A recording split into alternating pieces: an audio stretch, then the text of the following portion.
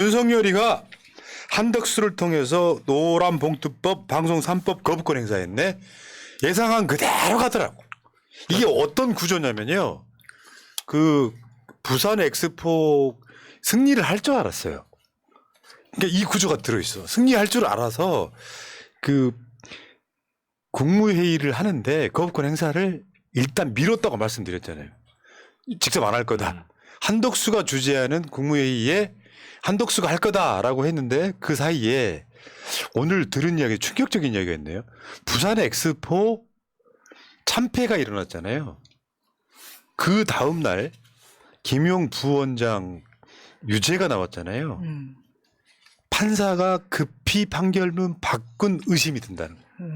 그런 의혹 충분히 그러니까 있을 수 중요 있죠. 부분만 바꾸고 나머지는 의심이 든다는 거예요. 그거는 우리 일반 내피셜이 아니라 그 정도로 변호사들이 봐도 심각하더라. 그러니까 만약에 부산 엑스포를 이기고 이 과정에 서로 상쇄되는 이슈거든요. 김용 같은 경우는 유죄를 내면 절대 안 되는 사안이에요. 있을 수가 없는 사안이라고. 그 다음에 지금 그러니까 이 생각은 뭐였냐면 부산 엑스포를 이기고 거부권을 행사할 방침이었던 거예요. 근데 부산이 참패가 일어났잖아요. 이런 상황에서 자기 이름이 아니라 지금 윤석열 숨었거든요. 윤석열 숨었어요 지금. 뭐 병원에 입원했는지 처박혀 있는지 술 먹는지는 모르는데 윤석열 숨었어요. 한덕수를 통해 가지고 이거 거부권 행사했다. 뭐 천벌 받듯이 하고 있는 거죠. 그래서 이런 이야기도 있어요. 지금 뭐 이동관 등 탄핵에 대한 보복 거부권이라는 뒷말도 있습니다. 그리고 이게 자기네들이 그렇게 정책적으로 잘 판단된다라고 생각하면, 그리고 정말로 대통령이 심사숙고해서 이건 도저히 받아들일 수 없는 법이다라고 생각했다면 왜 한덕수가 나와서 하겠어요? 자기네들이 생각해봐도 이거 거부권 행사하면 안 될 것 같은데라고 생각하면서 거부권을 행사한다는 거거든요.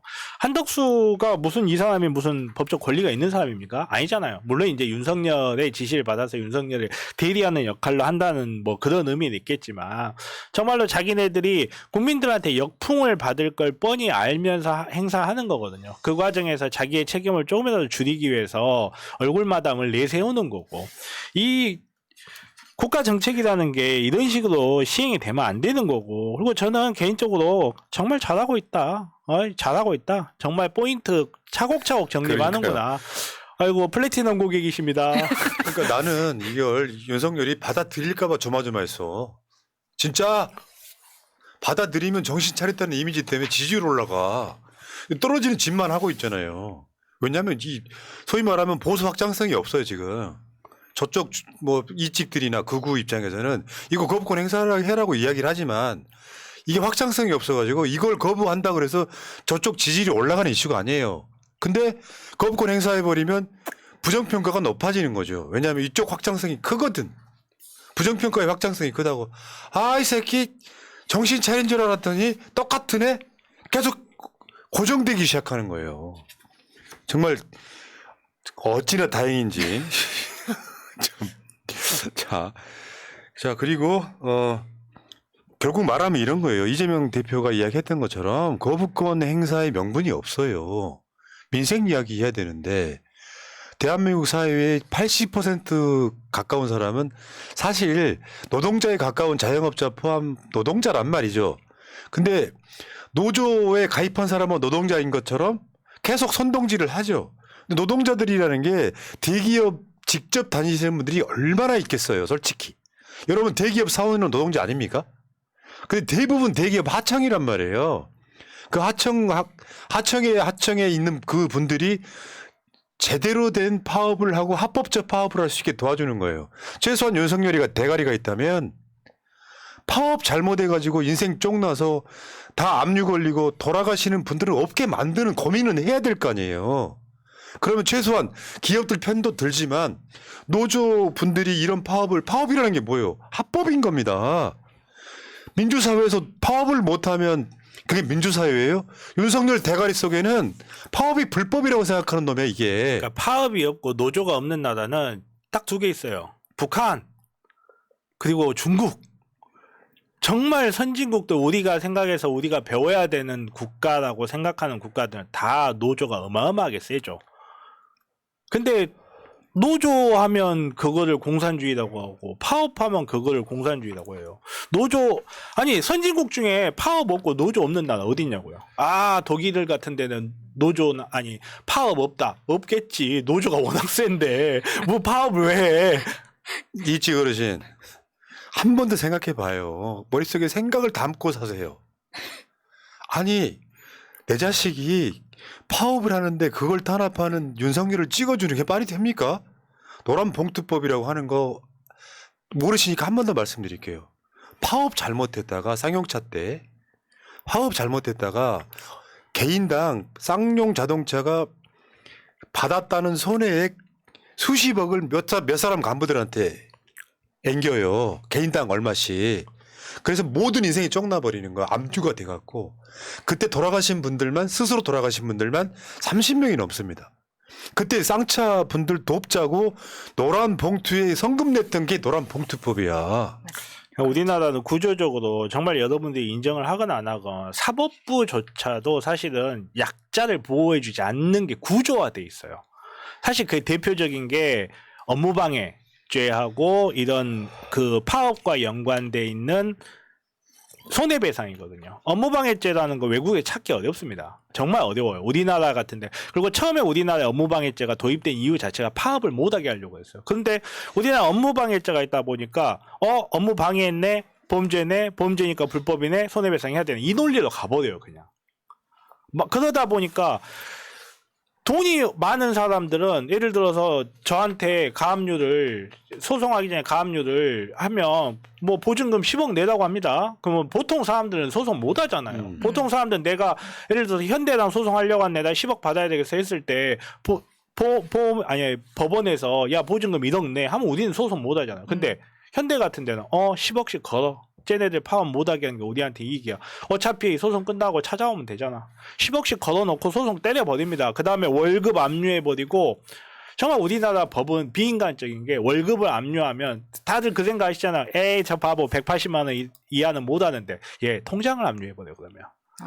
통장 압류해버리고 월급 압류해버리면 야 통장에서 찾을 수 있어 이렇게 이야기하는데요. 그거 은행 다 돌아다니면서 잔액 180만 원 미만이라는 거 입증해가지고 생활 가능할 것 같아요.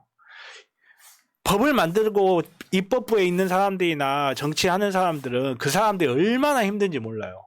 정말 내 월급이 압류됐어. 내일 애 학원비 내야 돼. 학원비 내야 되고 애 밥 병원비 내야 되고 밥 먹여야 되는데 통장 다 압류돼 있어요. 그러면 그러니까. 은행 가가지고 그거 다 서류 다 떼가지고 해서 정말 찾을 수 있는 겨우 180만 원 찾게 만든 거예요. 삶 자체를 합법적으로 망가뜨려 버리는 거거든요. 저도 압류를 여러 번 당해본 사람 입장에서요. 압류를요. 그냥 거는 게 아니라 전 계좌를 다 걸어버리잖아요. 그렇죠. 아무것도 못해요. 그러니까, 자, 어쨌든 간에 지금 윤석열이 그 거부권 행사해줘서 어찌나 고마운지요. 감사드립니다. 윤석열 씨. 자, 근데 이야기 조금만 더 진척을 시켜보면 이자가 여러분들 기억하시겠지만은 청와대에서 용산 나오면서 나는 국민과 소통한다고 하면서 청와대는 구중궁궐에서 안 된다고 하면서 용산 나와가지고 처음에 도어 스태핑이라는 걸 좀 하다가 그 후로 숨은 다음에 대한민국 역사에 기네스 기록 세웠지. 기자회견 안 하는 대통령 소통 안 해. 그러면서 그때 했던 말 이야기 중에 나는 대통령실을 좀 슬림할 거야. 에이라이 도둑놈아. 배나 좀. 정책실 부활하는 게 뭐냐면 청와대, 그러니까 문재인 정부까지만 해도 청와대가 3원화돼 있었던 거죠. 예를 들어서 일반 비서실과 안보실, 정책실이 있고 하나 더 있으면 그러니까 3실 1처라 그래서 경호처까지 해서 4개가 분화돼 있는 거예요. 근데 정책실을 없앴어. 그래서 그때 없앨 때도 그랬단 말이야. 얘들은 정책을 안 할 모양이구나. 근데 이번에 정책실이라는 걸 다시 만들었어. 이게 지금 왼쪽이 원래 이제 대통령 비서실장, 정무수석 뭐 이렇게 있잖아요. 이걸 하나를 더 만들어 가지고 결국에는 문재인 정부 때로 돌아가 버린 거예요. 그러니까 뭐냐, 니들은 어떤 특별한 어떤 대책이 있었던 것도 아니고 정책실이라는 것을 없앴다가 다시 만들면서 또 그 자리에 끌어올려. 그래가지고 똑같이 만드는데 그럼 청와대 직원들 숫자나 용대실 숫자나 차이가 나느냐? 똑같아졌어. 저는 이게 윤석열이 겁을 먹고 있는 신호라고 봅니다. 지금 국정기획 수석에서 정책실장으로 바뀌면서 승진을 한 거잖아요. 그런 식으로 그다음에 이도훈 대변인이 홍보수석이 됐고 역시 승진을 한 건데 자기 가까운 데 있었던 사람들을 승진시킴으로써 좀 대통령실을 더 견고하고 두텁게 만들어서 두텁게요? 결국은 네. 고립되는 거죠. 자기에게 좋은 말만 해주는 사람, 나쁜 말 전하지 않는 사람들 속에서만 오히려 구중궁궐에 갇히게 되는 거죠. 그게 겁먹어서라고 생각이 듭니다. 그렇죠. 사실 제가 그 이야기를 했었는데 도어 스태핑 할 때 윤석열의 자세는 자기가 말 잘하는 줄 알아요. 자기가 말 잘하고 자기가 도어 스태핑 해가지고 국민들 다 설득할 수 있다. 왜? 나는 옳은 말만 하니까. 이 사람은 자기가 똑똑하고 자기가 잘한다고 생각을 하고 있어요. 근데 갑자기 대통령이 되고 나니까 예전 같으면 밑에 부하들이 아이고 형님 말 정말 잘하십니다. 막 이렇게 해줬었는데 그게 안 어떤 되고 새끼 이거 말투 비슷한데? 저는 특정인을 의도하지 않았습니다. 아무튼 그렇습니까? 예. 아무튼간에 그런데 이제 정치를 하고 나니까 여러 가지 비판이 일고 막 하니까 국내의 정치를 돌아보지 않게 되고 그러다 보니까 해외나 싸돌아다니게 되는 거고 그러다 보니까 계속 지금 자기 스스로 고립되는 걸 하고 있는 거죠. 결국은 이걸 한다는 게 쓴말을 듣겠다는 게 아니고 단말을 듣겠다는 거라 정말 위험하게 그렇죠. 느껴지는 거죠. 그러니까 더 구중골에 갇히는 게 맞고요. 이번에 그 대통령실 수석도 다 바꿨잖아요. 전원 바꿨단 말이에요. 근데 이거는 그 새날 방송 열심히 보셨으면 아실 거예요. 윤석열한테 결제 받으려고 밖에 대기하고 있는 사람들이 안에서 나오는 소리 고래고래 지르는 거 있잖아. 그게 밖으로 나온 게 하나 있었잖아요. 이런 걸 갖고 일사단장을 이게 수사하겠다면 누가 사단장 하겠냐고 꽝꽝꽝. 이런 짓을 대통령실에서 하니까 점점점 직언하지 못하는 구조가 있는 거예요. 그럴 거 아니에요. 가서 그냥 소리 듣느니 그러니까 이게 진짜 망해가는 정권의 대표적인 건데 대통령님 사우디에 다 따라잡은 것 같습니다. 아, 그렇죠. 이게 만약에 우리가 이런 게 있어. 한 29표밖에 안 나온답니다라고 하면 뭐하는 새끼야 이게. 말이 돼 이 새끼야. 말하면서. 그러면 더 이상 이야기를 못하게 되는 구조가 있는 거예요. 자기 쓴소리도 들을 줄 알아야 되는데 모든 게 뇌피셜로 정권을 유지하다 보니까 이런 사태가 벌어졌다. 근데 문제는 이번에 출마하는 사람 중에 관심 있는 사람 몇 사람만 짧게 언급해 드려볼게요. 얘네들이 사실은 윤석열이 무능한 건 수석들이 무능한 거거든. 그러니까 예를 들어 김은혜 같은 애들 사퇴하면 아시지 않습니까? 바이든이 아니고 뭐 다시 한번 들어보십시오. 바이든이 아니고 날리면입니다 하는 이런 미친 것들이 또 국회의원을 해야 되잖아요. 지금 국회의원을 내년 4월달 만약에 당선돼가지고 6월달부터 임기를 시작하면 윤석열 임기까지도 임기 지나서도 국회의원 할 수가 있는 거예요. 그러니까 얘네들이 아무것도 한 거 없는 무능한 것들이 출마를 하는데 김은혜가 원래 지역구가 지금 안철수 지역구잖아. 네. 근데 안철수 지역구로 돌아갈까 말까 고민하는 거잖아요. 근데 안철수 옆 지역구 분당? 네. 분당을로 가는데 그 분당을에 나가려고 하는 애가 또 박민식이야. 보훈부 장관. 뭐 이런 식인 거예요. 그러면 박민식을 거기에 꽂느냐, 김은혜를 방통위원장을 시켜주느냐, 뭐 이런 고민도 있겠네요. 이야기 들어보니까 그 김은혜가 분당 가지 말고 지금 수원 같은 경우는 수원, 갑, 을, 병, 정, 무까지 있잖아요. 수원으로 출마해라는 이야기가 있다는 건데 김은혜 입장에서는 개쫄릴 거야. 김은혜 입장에서는 분당 갑을 나가고 싶겠죠. 지금 생각 같아서는 안철수 지역군 나가고 싶겠죠. 얘들은 정치밖에 없습니다. 근데 진짜 성렬이 형 보고 있을 것 같은데 이야기하는데 형 측근들이 이렇게 다 올려놓으면 얘네들이 탄핵 동의 안 할 것 같지. 안 할 것 같지. 원래 이런 애들이 제일 먼저 그렇지. 제일 먼저 등에서 돌 찍는다. 진짜 내가 진짜 걱정돼서 그래. 형 걱정돼서. 윤석열 씨, 장제원, 권성동, 박근혜 탄핵에 앞장섰던 인물들입니다. 나는 그 자들이 어떻게 움직일지 궁금해. 제일 먼저 아니 어떻게 움직일지 알 것 같아요. 왠지 알 것 같아. 네. 자, 무능한 것들 그렇게 보면은 그 교통 정지도 안 된 상태에서 다 그만 뒀는데 뭐 지금 뭐 수석으로 들어온 애들은 또 뭐 해본 애들인가? 안 해본 애들이잖아요.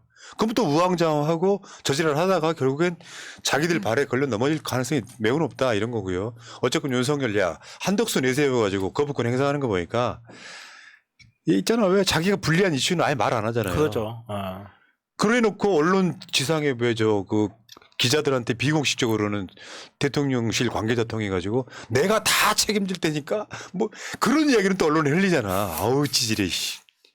진짜로 책임지는 건 뭐냐면 이번에 부산 엑스포 개최가 참패로 끝났을 때요. 오랜만에 기자들 모아놓고 뭐 준비해온 글을 읽었잖아요. 그러면 보통 우리 같은 사람들이면 기자들한테 문답 받아야죠. 문답 근데 받아야죠. 지가 읽은 것만 쓱 읽고 쏙 들어가 버려. 찌질해서 그런 거야. 찌질한 것도 있고 제가 이렇게 들어보고 저 딱 느낀 게 뭔지 알아요? 부산 엑스포 갖고 제일 나댄 거 누구였어요? 나? 그렇지. 그러면 부산 엑스포 실패하면 누가 책임다져요? 오빠. 그렇지. 그러니까 혹시라도 성상께 책망이 갈까봐 자기가 먼저 나와가지고 이건 다 제 과실입니다. 그런 거였어? 야 깊은 분석 감사드립니다. 그런 느낌이 확 들었어요. 처음에 이 모든 건 다 내 부족이라고 하길래 지 부족들이 나와서 주변에 부족의 소치. 이건 내 부족들이 자 여러분 구독이 무서워 구독 좀 해주세요. 구독이 무서워 구독 좀 해주세요. 새날 구독 타임이고요. 좀 읽어드릴게요. 어디까지? 멧돼지 가발님 감사드리고요. 멧돼지 가발. 김대현님, 김대현 TV님, 우리 대현님 제가 더 격렬히 환영하는 이유 아시죠 여러분? 검사 두 분의 탄핵을 격하게 축하드립니다. 한동훈 윤건희도 탄핵 가져와. 새날 파이팅 하세요 하셨습니다. 감사해요. 분노의 질주님, 정변님 내일 수사하러 갑니다. 저 술 안 마시는데요. 여러분 지금 저 댓글창 이외에 새날 전주 토크 콘서트 12월 2일 내일 오후 3시 전주 근처에 사시는 분들은 심심하신 분들은 전주대학교 온누리홀로 오시면은 무료 입장. 자 여기까지 하시고 다음 주제로 가겠습니다.